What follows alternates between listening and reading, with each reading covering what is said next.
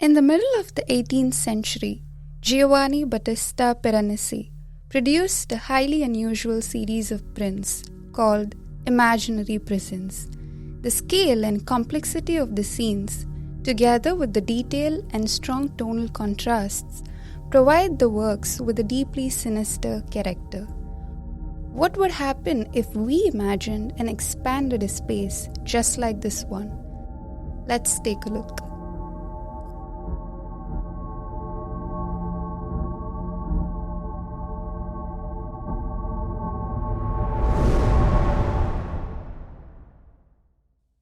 The afterlife is a state of change.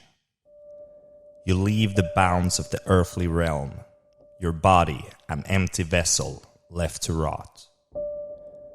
On the other side awaits the afterlife, the eternal rest. A place imagined by all, but seen by no living eyes. But before that is the Inbetween, an inevitable space created just as the brain depletes its energy reserves and the spirit crosses over to the other side.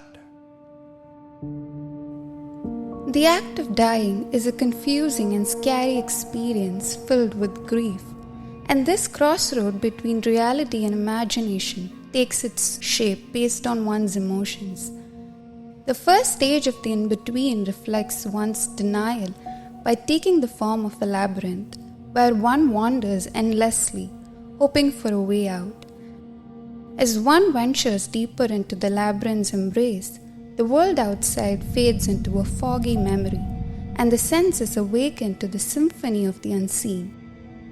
Each step is a whisper, a sigh, a longing for the unknown, as the path unfolds like a story yet untold. The labyrinth will eventually show the way forward, but only when the spirit is ready. The labyrinth gives a way for the great climb. In the kaleidoscope of the shifting realities, one must climb up through the myriad of bridges, pathways, towers and stairs to reach the gate to the afterlife. The claustrophobia of the maze is replaced by an infinite open space with no end in sight. The space stands tall and imposing, defying the laws of physics, ineffable in all sense. While moving upwards, different spaces of the in-between will guide one through the process of grieving and accepting reality.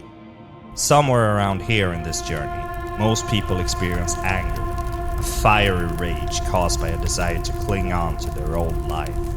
The space manifests this burning rage in a blazing inferno meant to serve as a cathartic experience for the dead, which gives a tangible form to the rage.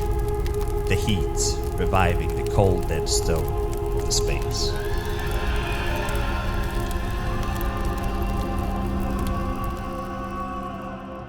As the climb continues, anger is replaced with a small glimmer of hope.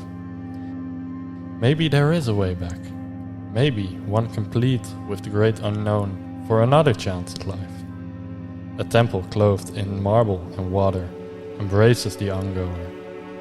This soothing candlelit space lets voices from the afterlife echo in the hollows of one's soul, encouraging one to embrace the uncertainty, for within this sanctuary lie the promises of revelation, of discovery, of transformation.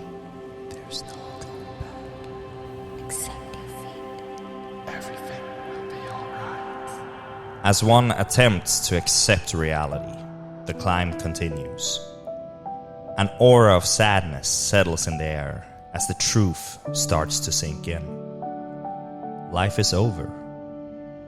Not in a metaphorical sense, but in the most real sense.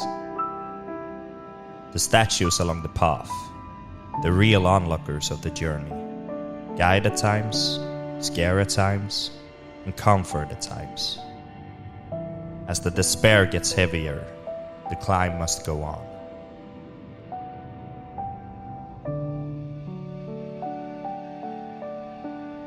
But this space is not a place of misery. It doesn't want to hurt, it wants to help. In one's hour of need, it will reach out a comforting hand. In a cave deep within the walls, the space offers solace. A place to clear the mind and release the troubles of the past in the flowing waters of life.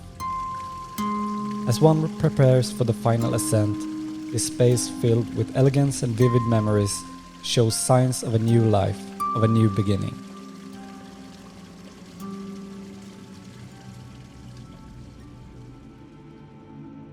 The drawbridge represents the end, the bridge over the abyss to the other side.